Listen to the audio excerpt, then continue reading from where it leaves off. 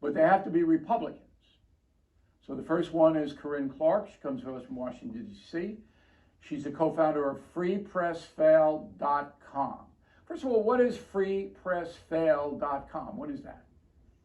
We're a conservative media company. We try to be the alternative to a lot of the fake news that started around Trump's first run in 2016 and just hasn't stopped. And you can find us at freepressfail.com. Okay, so people go there and they see what on the website? A lot of counter to mainstream narratives like this Trump-DeSantis narrative, actually. A lot of Biden gaffes, because there are many, and any coverage of Trump derangement syndrome, which is rampant in the mainstream media. He's living rent-free in their heads, and we cover when they make that clear. Okay, so you believe that Donald Trump running for president is a good thing and you support him, correct? Yes, but I also think that everybody should be able to run in a primary. I think a lot of people are discouraging Trump from running in a primary, ironically, because they are worried that he is going to win it, which says that they are not actually anti-Donald Trump, they are anti-Trump voters. And I think that that is a short-sighted thing, and it's insulting, frankly. Okay, but based upon the data I just gave you, Corinne, the 210 electoral votes are impossible for Trump to win. Does that change your opinion at all? The map that you presented is terrible, and it looks exactly like a map that most Republicans would face. I don't see that changing dramatically for any Republican nominee. And if anyone was going to change that, I think it would be Trump, as we've just seen with Lee Zeldin's race in New York. He didn't win it. He made the most progress that any Republican has made in New York history recently for a statewide race. And that is largely due to the support of Donald Trump. So I think if that map is going to look any better than what you presented, it's probably going to be under Trump than anyone else. Okay, but in order for that to change, two things would have to happen. The economy in America would have to get worse, which I think it will. Very good chance that it will. And two, that Trump himself would have to change a little bit and stop with the election stuff. Even his MAGA supporters are tired of hearing about that, and they know it's not a winner.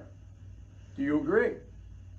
I don't. I think that's been a mainstream narrative for a long time, and everybody since 2015 has been giving Donald Trump a list of things he needs to change about himself if he wants to be successful. And then he won an election in 2016, and still the same people have a new list of things that Donald Trump should change about himself if he wants to be successful.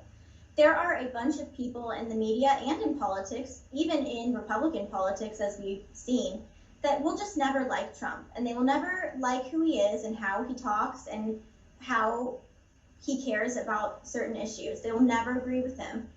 And repeatedly, Republican voters have shown that they do like that. They do like how he talks. They don't care about the tweets. They don't want him to change. That was evidence when we won in 2016, and then when he won 11 million more votes than he won in 2016 in 2020. That's all true. The time they told him to change. That's all true, but that was before the election controversy and January 6th. So you believe at this point that Donald Trump has a legitimate chance of recapturing the White House by not changing anything, just Trump being Trump. Is that correct? I think to capture the White House is going to be difficult for any Republican nominee for the reasons that you just showed on the map. That's going to be tough for any Republican. That's not just a Trump map. That is a GOP versus Democrat map. This isn't the Reagan era where you can actually sweep 525 electoral votes, and I wish that it was. But the maps just don't work like that anymore.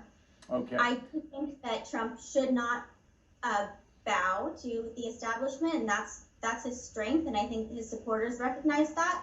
And that's why they don't want him to run, not because, well, they don't want him to run because they don't like him and they think he's going to win. That's what's funny. Well, there's no question that he didn't bow, that the MAGA brigades remain loyal to him, but at this point, that's not enough. He's got to get independent voters to come back to him, and if the economy worsens, then he'll have a chance because he did run the country pretty well economically. Corinne, thanks very much. Now, let's bring in